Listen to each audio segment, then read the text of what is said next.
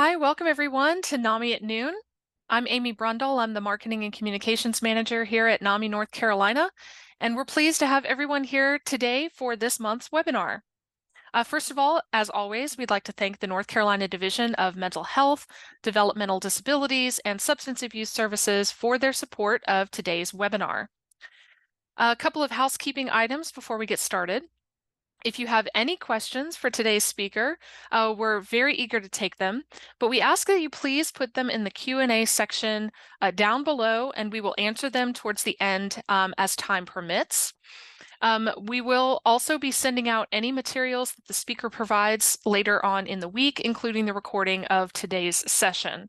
And if you are with us live, you will be eligible to receive an hour of NBCC credit from the North Carolina Department of Health and Human Services. And now we'd like to welcome today's speaker, Hannah O'Brien. Hannah is a graduate of the University of Texas at Austin's Steve Hicks School of Social Work Master's Program and received her bachelor's in Law and Society from American University. While pursuing her master's degree, she fell in love with and ultimately married a Marine Corps veteran and began immersing herself in the unique culture of the military. It wasn't long before she knew she wanted to pursue a career in the service of veteran spouses and families. Hannah has been with the Veteran Spouse Network since 2017, and as the program director, she helps develop, implement, and evaluate peer support programs for military and veteran spouses and families to ensure they receive the support that they so richly deserve. Welcome, Hannah. Thank you for being on NAMI at Noon this session. We're happy to have you. Thanks for having me, Amy, and hi everyone. That was a great introduction of me, so I don't really have to introduce myself too much, so that gives us more time to just jump in and talk all about life and love with PTSD. So having someone you live with, love, who is experiencing PTSD is what we're going to talk about today. So am I good to go, Amy? Just take Good over, to share my go. screen. It's all you. Perfect. Thank you. All right. And then you guys, please let me know if you end up seeing my notes when I present instead of the other version. Okay. All right.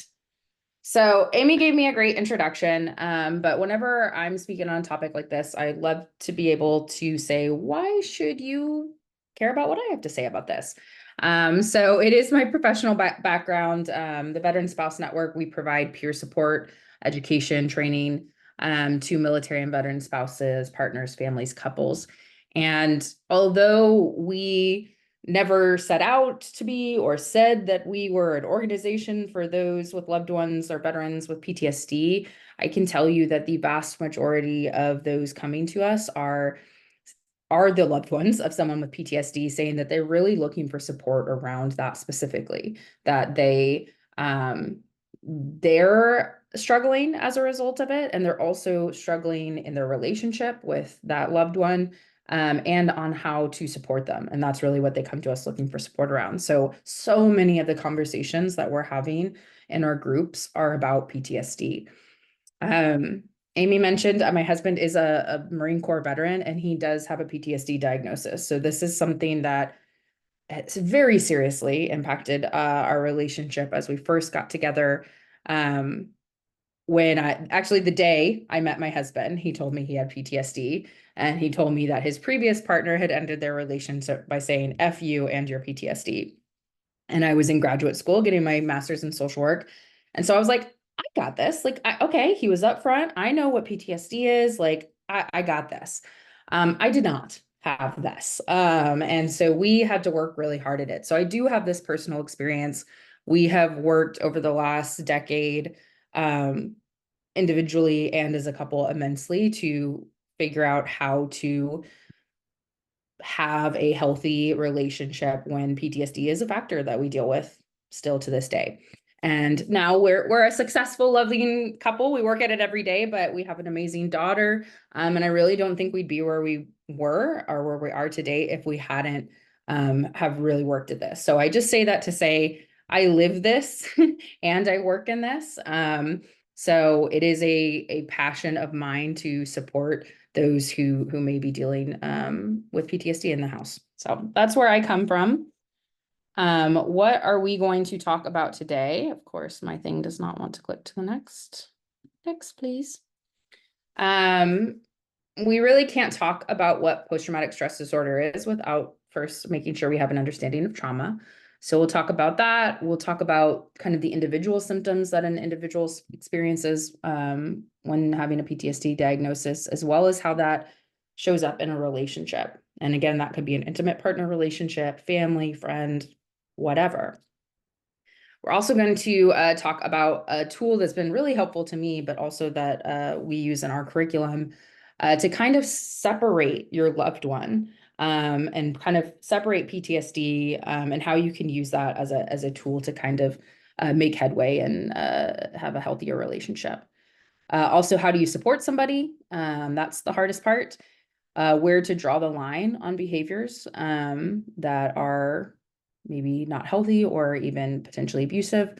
And then most importantly, how to support yourself, because that is critical. I have 2 videos in this presentation. I love to share videos so that you're not listening to me talk for a full, 40 minutes.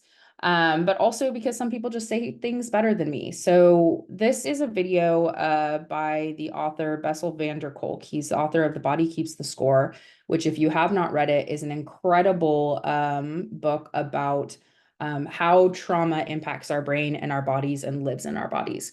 He's a neuroscientist, so it is a little sciencey, and I always trigger warning people with that. It does have some depictions of traumatic experiences. But if you like to nerd out on that stuff, it's an incredible read. So we're going to listen to him talk about trauma. The most important thing to know is that there's a difference between trauma and stress. As I like to say to people, life sucks a good amount of the time. We all have jobs and situations that are really unpleasant. But the moment that situation is over, it's over. The problem with trauma is that when it's over, your body continues to relive it.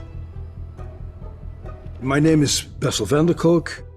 I'm a psychiatrist, neuroscientist, and author of the book The Body Keeps the Score.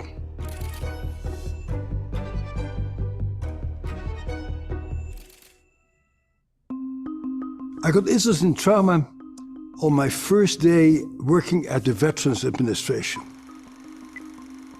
1978 was the year, and the Vietnam War was over by about 6 or 7 years. The very first day that I met Vietnam veterans, I was just blown away. These were guys who were my age, who were clearly smart and competent and athletic, and they clearly were just a shadow of their former self. Their bodies were clearly affected by trauma, and they had a very hard time connecting with new people after the war. Around that time, a group of us started to define what trauma is. And in the definition of PTSD, we write, these people have been exposed to an extraordinary event that is outside of normal human experience. In retrospect, that shows us how ignorant and narrow-minded we were, because it turned out that this is not an unusual experience at all. People usually think about the military when they talk about trauma, but at least 1 out of 8 kids in America witness physical violence between their parents.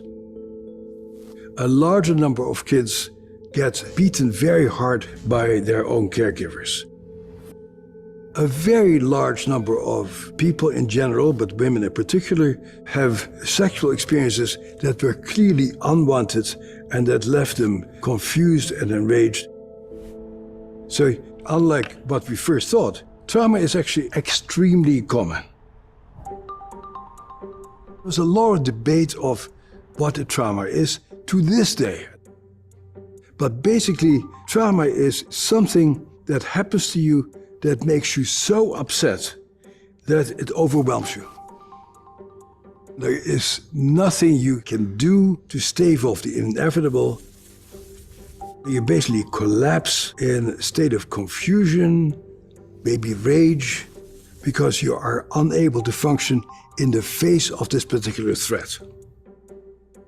But the trauma is not the event that happens, the trauma is how you respond to it. One of the largest mitigating factors against getting traumatized is who is there for you at that particular time. When, as a kid, you get bitten by a dog, it's really very scary and very nasty. But if your parents pick you up and say, "Oh, I see that you're really in bad shape, let me help you," that dog bite doesn't become a big issue because the foundation of your safety has not been destroyed. We are profoundly interdependent people, and as long as our relationships are intact, by and large, we're pretty good with trauma. It's a subjective experience, and what may be traumatic for you may not be traumatic for me, depending on our personality and our prior experiences. The problem with trauma is that it starts off with something that happens to us, but that's not where it stops, because it changes your brain. Much of the imprint of trauma is in that very primitive survival part of your brain that I like to call the cockroach brain. There's a part of you that just picks up what's dangerous and what's safe. And when you're traumatized, that little part of your brain, which is usually very quiet, continues to just send messages. I'm in danger. I'm not safe. That event itself is over, but you continue to react to things as if you're in danger. We're talking about survival. We're talking about staying alive. And so some people go into fight-flight, or on a more primitive level, people's brain shuts down and they collapse. You have these automatic responses that are not a product of your cognitive assessment, they're a product of your animal brain trying to stay alive in the face of something that that part of your brain interprets as a life threat. And the problem then becomes that you are not able to engage, or to learn, or to see other people's point of view, or to coordinate your feelings with your thinking. Traumatized people have a tremendous problem experiencing pleasure and joy. But the core issue is our hormones and our physiological impulses that have to do with survival. Your body keeps mobilizing itself to fight. You have all kinds of immunological abnormalities, endocrine abnormalities, and that really devastates your physical health also. All right. There's a little more of that, but I'm going to stop us there because that was the good part. He says a lot in that. So I want to, oh gosh, it's just going to take us to playing it again. There we go. I want to kind of pull out some of what he talked about. He mentions that right off the bat, there's a difference between stress and trauma. And I think this is important in our society, especially when we hear like a lot of colloquial use of like triggered and, oh, that gave me PTSD. Just my public service announcement is to make sure you use those terms appropriately, because otherwise they diminish the experiences of those who actually are experiencing trauma or have a PTSD diagnosis. Stress is real, but it is not the same thing, right? He pulled out that they had originally thought this was experience outside the normal human experience, right? Our service members, our first responders, things like that. But in actuality, trauma is extremely common. And so, yes, as I talk to you, my background professionally and personally is with the veteran military community. But everything I'm talking about today, anyone you love who has experienced trauma, experiencing post-traumatic stress or has post-traumatic stress disorder. And this is all relevant, important stuff. So I wanted to make sure I said that because there are a lot of us out there experiencing trauma or who have this diagnosis who did not get it from military service. And some people have shared that in the comments as well. Some questions about childhood traumas and things like that. And that's also important to acknowledge, is that trauma can stack, right? So if I have several traumatic experiences across my life that I am not dealing with or getting the proper supports for, that compounds and then can have much more dramatic effects or lead to PTSD. He mentions that in the face of this traumatic event, you are unable to function. A way that I like to talk about that is when it gets in the way of your ability, when symptoms get in the way of your ability to live, laugh, love, and learn, right? If I'm finding that I can't do those things, that is an inability to function in daily life. And that another really important critical thing he mentioned is that trauma is not the event that happens. It's how you respond to it. It's that subjective experience. You and I could go through the exact same event. We could be in a car accident together. And you could be completely fine in the sense that you did not find it traumatic, and I could be destroyed by it. And both are valid, right? It depends who I am, the history I have, how I perceive the event. And so another important thing to remember is never to compare situations, because it's not about the situation. It's about how we perceive it, interpret it, react to it. And trauma occurs on a spectrum. So both individually and globally, right? There can be, you may have heard people talk about trauma like little t trauma and big T trauma. So it's very individualized experience. And that's the defining characteristic, is how I interpret it as the individual. As we talk about, as this whole presentation is really more focused on being the loved one of someone who's experiencing PTSD, I thought it was critical that he mentioned support and our intact relationships. That's really a huge protective factor in how we recover from trauma. So the role that we have in someone's life can make or break how they recover. And so if those relationships are not intact, if they're not strong and healthy, then that can have an impact. And if they are, then it can have a positive impact. And then the most, his big thing, and this is mainly what his book is about, is really about that impact on the brain and the body. But what I want to emphasize here is that trauma impacts everything: our brain, our mind, our brain, our body, our spirit, our soul. And so it's impacting every aspect of us, which is why it's so difficult to face. And as he says, and to overcome this in daily life. And that's normal because how it impacts us is so severe. It kind of triggers that survival response, and it's a safety concern, right? And then it's just, as he said, it kind of has that relay in your brain where even though you are no longer in that unsafe situation, your brain is telling you that you are. And sometimes we get stuck there, which is why we then talk about, okay, well, there's trauma, but then how does it become a PTSD diagnosis, right? Because having a response to a traumatic event is normal. So all these symptoms that we're going to talk about in here, they're normal to have. I faced a trauma. It was traumatic to me. If I am struggling, that is a normal response to a traumatic event. Even if it is impeding my ability to live, laugh, love, learn, right? That's normal. When this persists over a long period of time, about a few months, right, and it's still impeding my ability to function in daily life, that's when we're now kind of moving towards what could be a PTSD diagnosis. And that's defined as a mental health problem that some people develop after experiencing or witnessing a life-threatening or traumatic event. And I always say it's important to remember that the D, PTSD, is disorder, right? Post-traumatic stress disorder. So it is diagnosed by a mental health clinician. It is a behavioral health condition.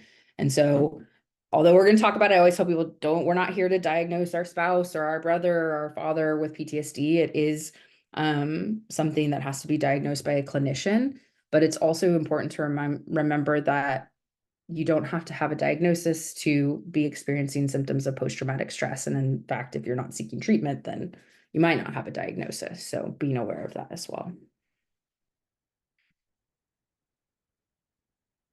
So let's talk a little bit about symptoms. There are 4 main symptom categories for PTSD. And so this does, when you get into the diagnosis part, they're looking at kind of how many and what symptoms within these categories there are. And so there is the intrusive, which is kind of the trauma intruding on the life, or intruding on life. And we'll talk more about what these actually, like how some of these symptoms and the behaviors that manifest from them. Avoidance is avoiding reminders of the trauma. Numbing to escape distress, and hyperarousal, so that increased reactivity and reactions that we'll talk in a bit about. This is a chart. I'm going to leave this up here so you guys can look through it. You'll see in the middle, right, we have those 4 symptom categories. On the left, we have the individual's responses. So that's the individual with PTSD and how they may be, this is not an exhaustive list of symptoms, be experiencing their PTSD. On the right, we have a column called relationship interactions. And so that can be how the individual symptoms are impacting a relationship, as well as how the relationship can impact the symptoms, because it is a bi-directional relationship, right? I have nightmares as a result of my PTSD, and they may be so bad that, my spouse feels it's unsafe to sleep in the same bed and we have to have separate beds. And then that can, have an effect on our connection, our emotional connection, which could then impact blah, blah, blah, right? So on and so on. So just having this awareness that they do impact one another in both directions. So I'll talk through some of these, but the biggest thing I want to remind everyone here is that just like how whether or not an event is traumatic is a subjective experience, it's about the individual. And so PTSD does not look the same for everyone, right? If you're listening and you're not super familiar, you don't know, have someone in your life who has PTSD, you may be thinking about, okay, what have I seen in the movies or in the media? And it's not that those things are necessarily wrong, but they're just focusing on some symptoms. There is a very exhaustive list of potential symptoms. And so 2 people could have PTSD and really have a very different experience. So again, just reminding, it's very individualized. So the trauma intruding on life, that can be the nightmares, flashback, intrusive memories, that can lead in a relationship. Someone may be very in their head. So it may seem like they're not very present. So that can lead to some disconnection. I already mentioned, if there are literal safety concerns with nightmares, you may see couples sleeping in different beds, or not sleeping well. The hyperarousal, that's what we see a lot in movies, kind of that like quick to react. I know for my husband, still to this day, he's been out of the military since 2010. When we're driving and there's something weird to him on the side of the road, like when we drive by it, like he will have a visceral reaction and be like, I didn't like the way that trash bag looked. And to me, I just see a trash bag on the side of the road. To him, he sees a potential IED. And so that's something that's constantly going in his head, is scanning the environment for risk, danger, safety, in the sense of what would I do if there was danger, knowing all the exits in a building, not having your back to open to the room, all sorts of things. And that they're trying to make themselves feel safe. And that can sometimes extend to the family. They want to make you feel safe. And so something I hear sometimes with couples is sometimes that comes off as controlling behaviors, like wanting to know where you are, what you're doing, because they feel unsafe. And we're going to talk a little bit how to assess out, what's a PTSD reaction and what is maybe abusive. But there can be some of that as a result of this feeling of unsafety and trying to control that. Avoiding the trauma reminders, that could be avoiding thoughts, feelings, situations. And so sometimes some of the ones you hear of are like not wanting to be in crowds or around fireworks. And that could lead to, not being able to engage in activities as a couple or a family that you want to, or feeling that you have to go to those without your loved one, which is, that's challenging. And depending on how long this is going on, that can lead to isolation, can lead to unhealthy coping if they're trying to avoid certain thoughts and feelings, which of course has impacts on families. Or you may take on certain roles as the partner or the family member and responsibilities because your partner feels unable to do them. I hear that a lot with driving. They're like, driving feels unsafe and triggering. And so one person in the relationship is doing all the driving. And it may seem, okay, that's just a silly thing, but that can lead to a lot of conflict or resentment or literal logistical challenges, if that's the case. And then numbing, so that could be like literally like a lack of ability to feel, or having kind of really distorted or negative beliefs about yourself, others in your life, the world around you. And that can lead to conflict, and that can definitely lead to a loss of emotional connection if you are in a relationship with someone who has trouble feeling and connecting with those feelings. So a lot can be going on for the individual, and then in the relationship. Again, some of this was specific to intimate partner relationship stuff, but beyond that as well. And then it can kind of circle back. This is a video, so my last video I'm going to share. This one I absolutely love. This is a spouse of a veteran. This is in our curriculum that we do with post-service veteran spouses, talking about her understanding of her husband's PTSD and kind of looking at him almost like 3 different people and how that's been a tool for her. This is a video, she says a line in this video that I'll talk about afterwards, that when I first heard it for the first time and that line hit me, I just like crumbled. Because I felt like she had so perfectly put into words what I had been experiencing, but couldn't put into language or even really understanding at the time. So I always love to share this video because I think it's very impactful. I'm going to jump ahead a little bit. So let's see. My first English little video clip, basically. Here we go. So the question that is frequently asked to me is, what's my understanding of my husband's PTSD?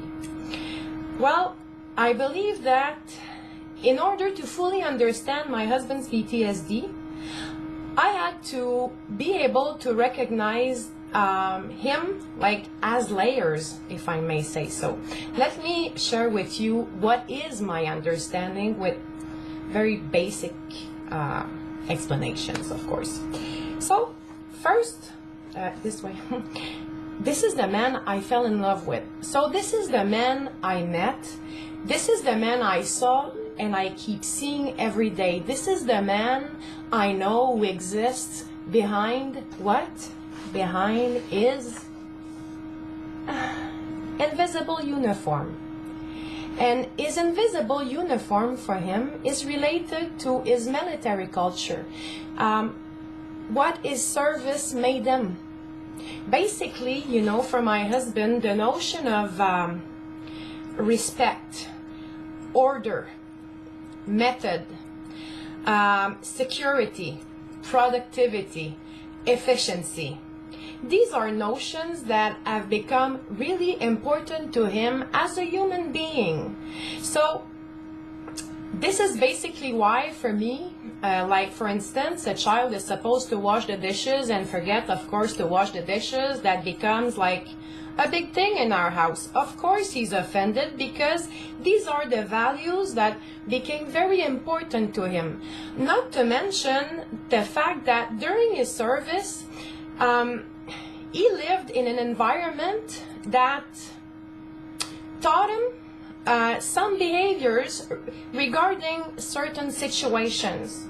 For instance, and this is the easiest example I can find,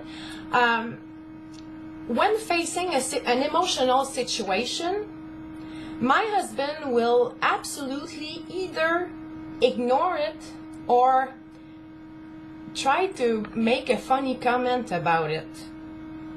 Well, for many years, I was really mad at him. Can you imagine? You're in a restaurant and you're having trying to have an emotional conversation, and here we go. Your husband makes a comment that makes no sense, and he's the only one laughing about his joke. Oh, now I understand that this is how he dealt with really stressful situation. This is what he had to do, and this is what he learned to do. So this is for him a natural response to those kind of situation.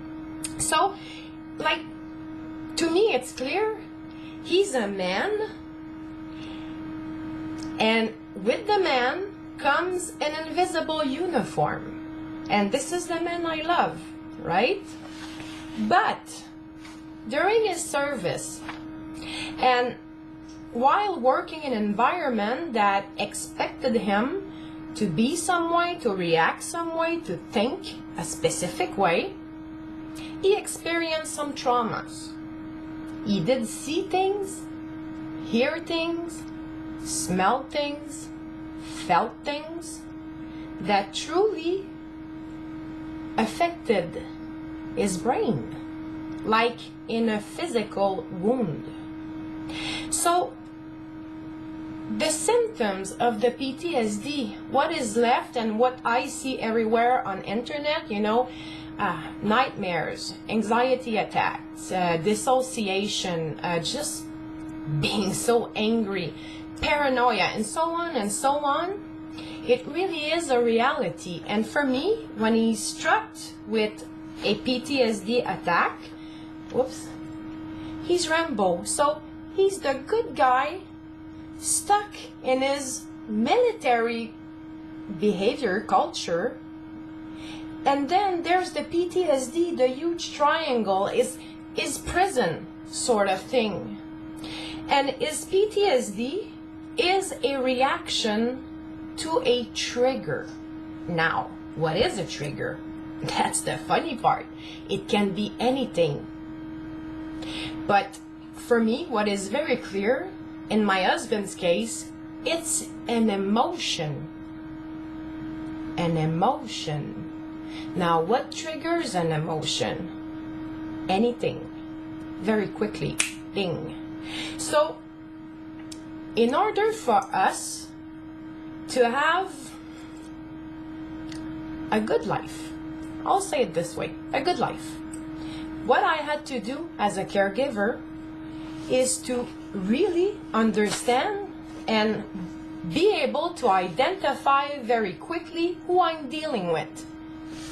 Whoops. My husband, the one I love. Oops. The military one. The one who gives orders sometimes and wants to have everything his own way. Yeah, that's a problem sometimes for me, but that's personal to us. Or am I dealing with Rambo? And when I'm dealing with Rambo, I'm not his wife anymore. I'm his enemy, but I'm also his caregiver. And when I'm a caregiver, I act differently. I'm not touched anymore because I know that it's not my husband talking to me, but the wound. Therefore, I'm not affected anymore personally. Do you understand? This is my understanding. So, who am I dealing with? My husband, the military, which is different, or Rambo? Right. Hello. Why does it always replay? So, don't know how that landed to y'all, but the line that I mentioned that stuck out to me when I saw this the first time was, when I'm dealing with Rambo, I'm not his wife anymore, I'm his enemy. And as I had mentioned, when I heard that, it was just this light bulb moment of, oh my gosh, that's exactly how it feels when he's triggered and we're trying to have a conversation, trying to figure out even what happened, what's going on. It's like I'm talking to somebody else. And that person doesn't seem to see me in the way that my husband does. And so it does really feel like that person doesn't have the wife that, I'm not, that person doesn't have a wife and it's not me. Right. Or, and she says that too, right? I'm not his wife anymore. I'm his enemy. And that word sounds so heavy, but I can at least tell you from my experience, that is how it feels, right? This person takes up all the space in the room. There's no room for any emotions other than theirs. And you don't know what's going on because, again, that whatever that trigger was, it happens like that. And something I always like to tell people is it's good to be aware of triggers, but know that you can't control them. And you will kill yourself if you try to. And so these things can happen really quickly and it can feel really confusing. Like, what happened? And it can feel personal. And when I was first dealing with this with my husband, it felt very personal. And I was so confused and I wanted to figure out what I had done, how I could fix it. And I would get stuck there. And when I heard this video, and even actually before I'd heard this video and was able to kind of start understanding it, I think this maybe is PTSD and maybe this isn't about me, right? When this happens, maybe I didn't do anything and maybe there's nothing I can do about it. When that happened, I kind of came up with this own, like, honestly, mantra for myself where I would say, it's not me, it's PTSD. And sometimes, honestly, if it was a rough moment, I'd be like literally saying it out loud, like, trying to, make myself believe that, right? There's nothing that I could have done in that moment. And when I heard this video, I was like, yes, it's like you're talking to another person, and that person is not your loved one. And as we integrated this into our curriculum, and I talked to other spouses and loved ones about this, many of them had their own version of this story and this tool. I've heard Rambo, I've heard Venom, the Hulk, Mr. Hyde, the bear. I've heard a lot of different ones, and spouses and loved ones are practicing this. For me, my husband, I call it his guy. Like, your guy is out. I'm dealing with your guy. And she talks about it in a way that it seems a little easy. Like, I'm no longer touched, right? Because I'm identifying this as Rambo, not my husband. It's not easy. Let's just say that. It's not an easy thing to practice. But the more I began practicing that, trying to analyze who am I talking to, or rather, who is talking to me, and changing how I reacted to that and doing it over and over and over again, it became such an incredible tool. And what else, another thing that I thought has been valuable, not just for me, but for my husband as well, was to talk about it in this external way, as it's a piece of him, but as the Hulk or as Rambo was helpful. It allowed us to talk about it with less like blame, judgment, stigma. It was more like we were a team. And sometimes the way I put it is like, it's like we're having a conversation about how to deal with our like annoying in-law. Like, let's come together and let's talk about this. We need to talk about how we're going to address your guy because this isn't working.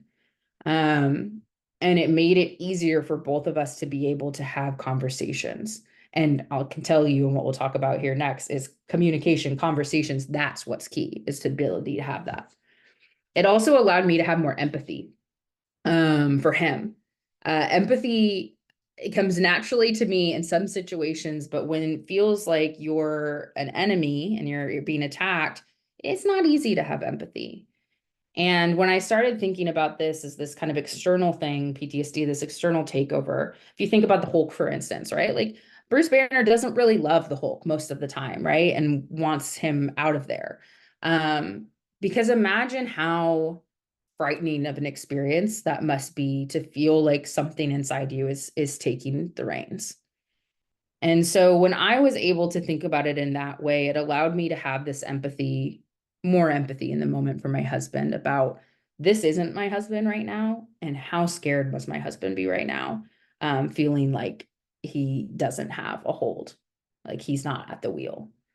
And the empathy has been a helpful tool for us as well. So talking about how we provide support to a loved one, because again, what I just talked about is not an easy thing to do. And I'm not going to say that what we're about to talk about is an easy thing to do either. But providing support is huge, right? As Dr. Van der Kolk said, like our relationships are our biggest mitigating protective factor for how we heal from trauma. And oftentimes we may see that someone who is having a normal reaction to trauma, or then, moving into developing PTSD, they may be reluctant to seek care. And as the loved one who's seeing how it's impacting them, how it's impacting you, your relationship, your family, that can be really, really difficult to just feel like you're sitting there and watching them suffer and the family suffer without care.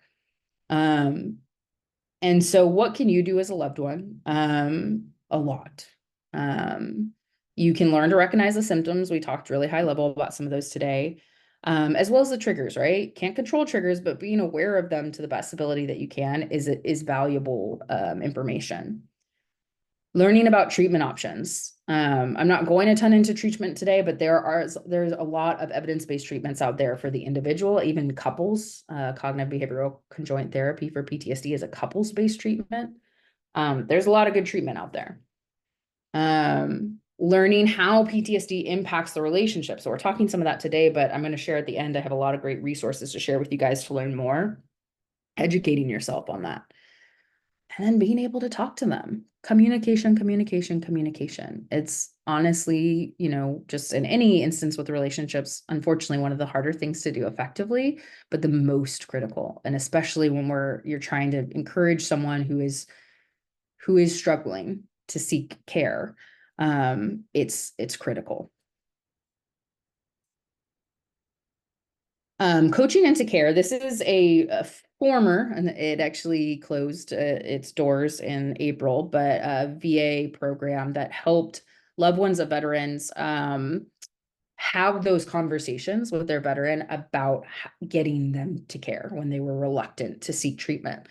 The good news is it is still an active website that has like immense amounts of resources. And as from what I've heard from the person in charge, they don't plan to get rid of that. So it is a website I'll share with you guys. And this is where I pulled a lot of these tips on how to support your loved one. A lot of these things are hard too. Let's just say that, but they're important. Being patient, holding that space, listening to them, validating their thoughts and feelings, trying not to be the problem solver unless they're asking you to. That's a big one. Not arguing with them about their thoughts and feelings, right? Again, that kind of creates that they'll get really defensive really quickly or shut down really quickly there. Keeping it brief. I remember early on in my relationship with my husband, we would have these like 3, 4, 5-hour conversations, and it was just like so dumb and so exhausting. So keeping it to a briefer, knowing kind of what your goal is going in, what you're wanting to address with them. Trying to avoid triggers as much as you can. Sharing your feelings is critical. How are these things impacting you? And then that opens up the door for them to share their feelings and feels like this is a safe space to do that. Empowering them to think about what they think could help. Not forcing them to do anything they're not ready to do. And that can be hard if they're really reluctant to seek care, but they're not going to be less reluctant if they feel like they're being forced.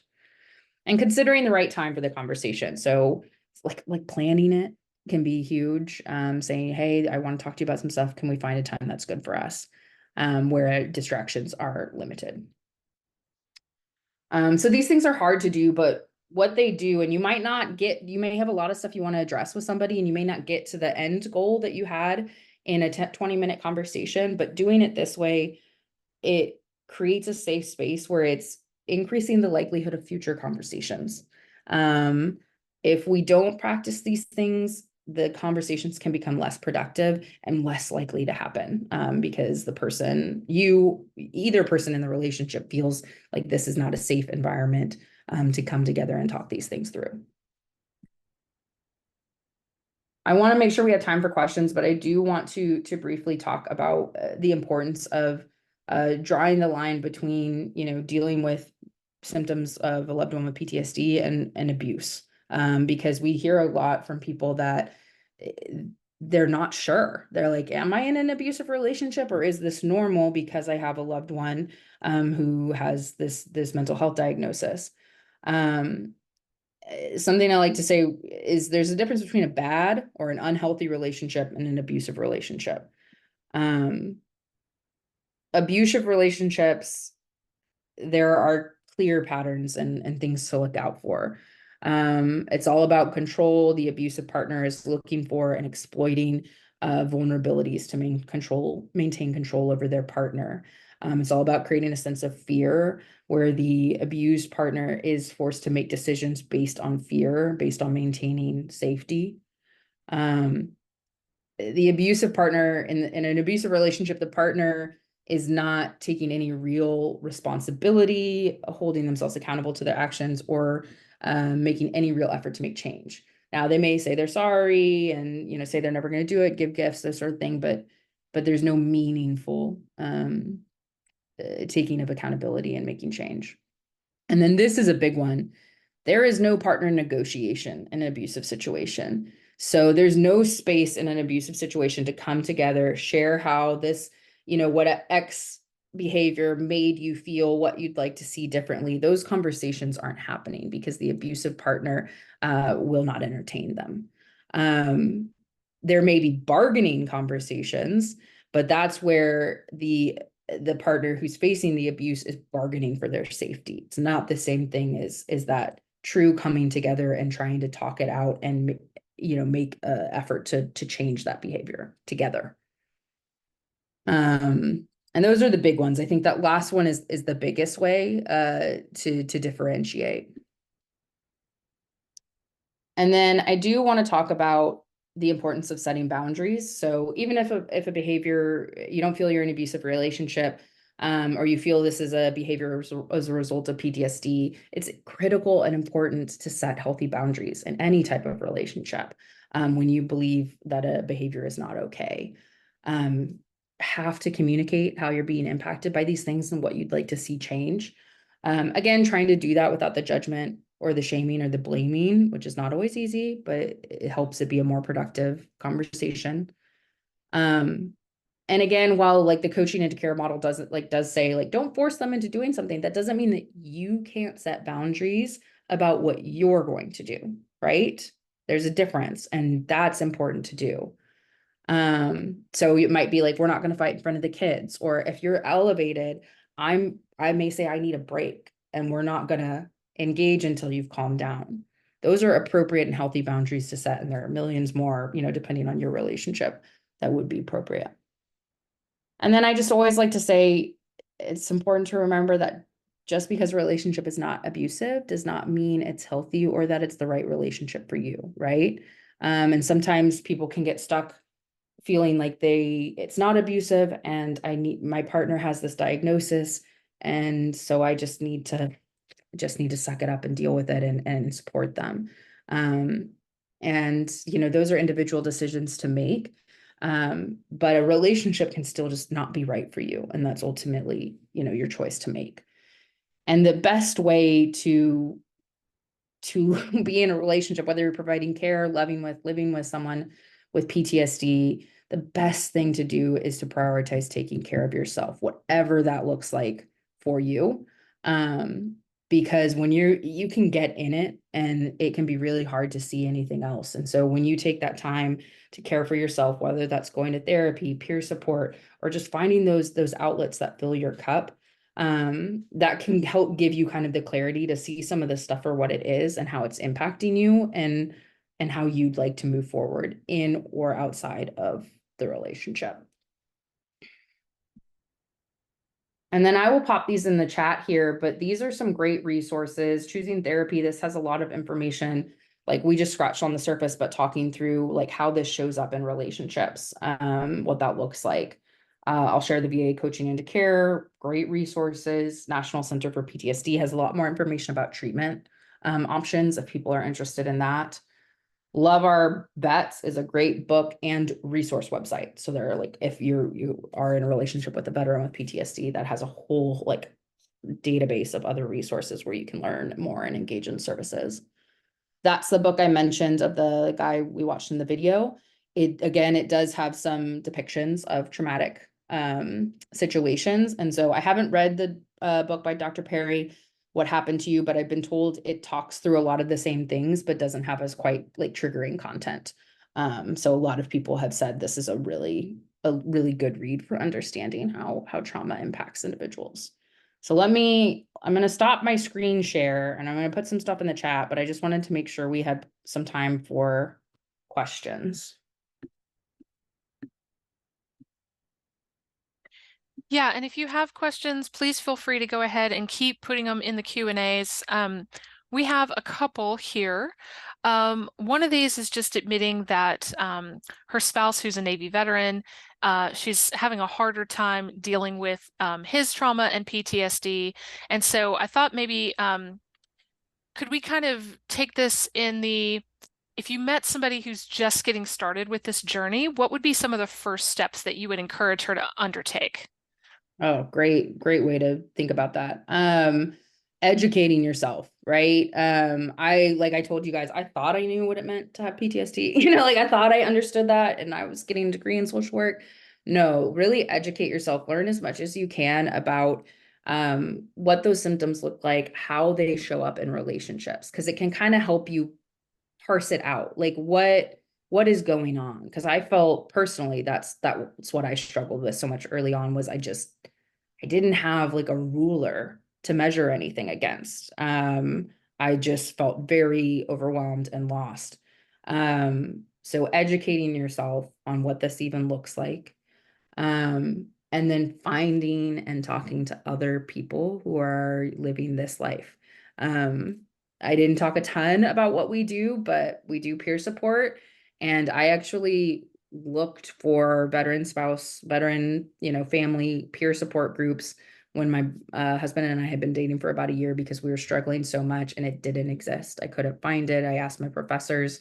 And they said, well, that doesn't exist, but maybe try Al-Anon. And I was like, are you kidding me? Did I say that that's what I was struggling with?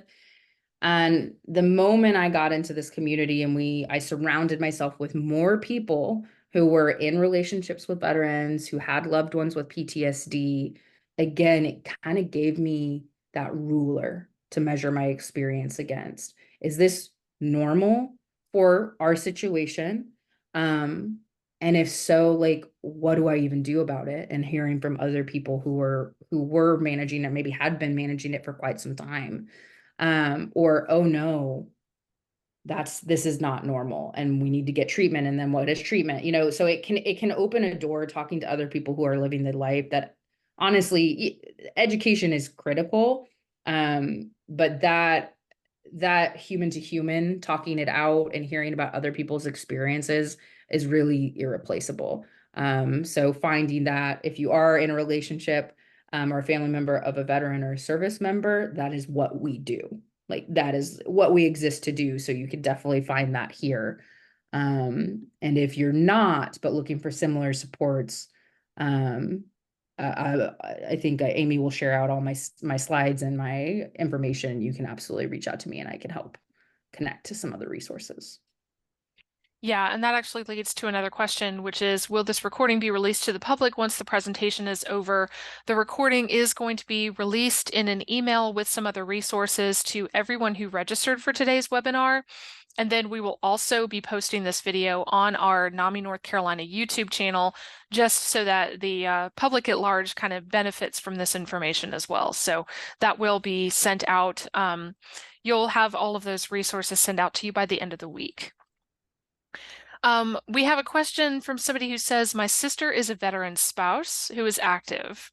I worry that her life appears to exist under the shadow of military demands. She also has PTSD herself. How do I best support her? I think the work you do at Veteran Support Network would be, or Veteran Spouse Network, excuse me, would be very appealing to her. So could you also tell us about getting involved? Yes, absolutely. And actually I've seen this in a couple comments about, you know, when you have your own trauma and you're in a relationship with someone who has trauma. And sometimes you're absolutely right that the military culture can kind of take over, like, and especially when you're in that actively in that community. And that kind of takes up all the space. And all the emphasis is on the service member because that they don't, you know, there's the, it's not a joke because it's not funny, but they say, like, if the military wanted you to have a spouse or wanted to have a family, they'd issue you one, right? So their focus is on the service member, not on you. Um, and so when you're working through your own things and your own may have a PTSD diagnosis, and so does your partner, I think the first thing that you can absolutely control is making sure you're getting the treatment and the support that you need for what you're dealing with. First step, because right, we can't control our family members, but we can control ourselves. And then making sure that communication, everything, right? That it's how are things impacting me? What do I need from you? Because I'm going through my own stuff. Um, if I could just say in one word, like what has helped me and my husband the most is communication. I truly feel that we are at a point where we could talk about anything in our relationship. It doesn't mean it's easy, but we talk about anything. And that allows us to start to figure it out. So supporting them, I know that's what you asked, supporting them, providing spaces with no judgment where they can come and share what's going on is the biggest thing. Because I think that can be what's sometimes really isolating in this community is we're talking to other people who aren't going what we're through or who understand what we're going through, and we're being met with judgment. And it'll just shut them right down, right? And they won't come back to you. So being able to be that safe space where you can listen and or where you can listen to them and that they just know they're supported whatever they need, even if it's just a vent is huge.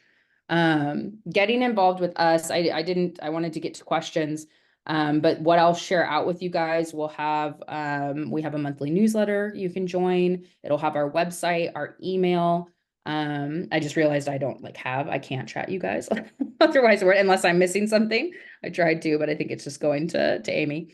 Just send it to me and I'll put it in the main Okay, chat. yeah. So it'll all come out to you guys. So I'll also provide kind of a little calendar PDF that you guys can see what we have going on and engage in. But it's veteranspousenetwork.org is our website, and you can learn all about us there.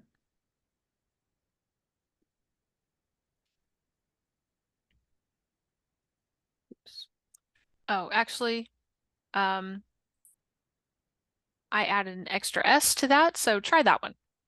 All right, so we've got that out in the chat. And then we've got one more question. I often have trouble when my spouse is angry and I attribute that to PTSD, but she's angry at me for something stupid I did, for example. Do you have any suggestions to deal with this? Ooh, that personally is like honestly the thing I find the most difficult to deal with. And you know, it's hard to suss that out. And so I think paying attention to it, and if you feel like, man, I really don't think I did anything, you probably didn't, right? It's that it caused an emotion, or it was, or something else completely earlier today happened, or on their phone, or something that triggered a reaction, and you're the one that's there. So you're the one that's getting the reaction. Boundaries, I come back to that. So if you truly feel like you're in that situation where it's like, I don't think I did anything, I don't know what's going on, right? This is a disproportionate reaction to the situation. That's when I've learned I need to set a boundary and maybe like just, I'm going to go take my space and let him have his emotions. And I've been able to communicate that with him when we're not elevated, right? So strike when the iron is cool and say, hey, sometimes this happens and I know something else might be going on. But this is really difficult for me because it feels like it's my fault. And I don't know what I did and I don't know how to fix it. And being able to have that conversation, and then maybe they say, well, yeah, you did this thing, and then you either did or you didn't, and you can have a conversation about it when they're not in that elevated state. That's the key. When they're not in that elevated state, because if they're in that elevated state, they cannot hear you. They cannot hear you in any meaningful way. You're not going to have a meaningful conversation. So setting a boundary for yourself when they are in that state on how you're going to react and how you're going to take it, and then making sure to follow up once they've calmed down and have like a more productive conversation about it. Yeah. I will mention too that as far as resources go, NAMI has a few things that would be helpful. For starters, we have family support groups that meet all over the state that can also reach some of these kind of issues about how to caregive for somebody who's got a diagnosed mental health condition, whether they're PTSD or not. We also offer a course called Homefront, which is specifically for family support for loved ones of people, active duty service members and veterans. I think our current Homefront classes are wrapping up soon, but we will offer more sessions in the future. So please continue to check out our website calendar for upcoming sessions. And then if you have any or need any help navigating any of these issues, you can also feel free to contact our helpline, and that information is in the chat as well. And like I said, keep an eye out this week for the recording, resources, and a feedback survey. We'd love to get your feedback on this session. Our upcoming NAMI at Noon session will take place on Thursday, July 18th with Amber Khan from the NBCC Foundation, and we'll be talking about the challenges of administering therapy to immigrant communities. So you will not want to miss that session. So keep an eye out for a registration link coming shortly. Other than that, Hannah, thank you so much again for your time and this brilliant information. We really appreciate it. And if it's okay, we'll also share any contact information that you'd like to share for Veteran Spouse Network when we share the rest of our materials later on in the week. But until next month, I hope everybody has a great afternoon, and thank you for joining us. Thanks, guys.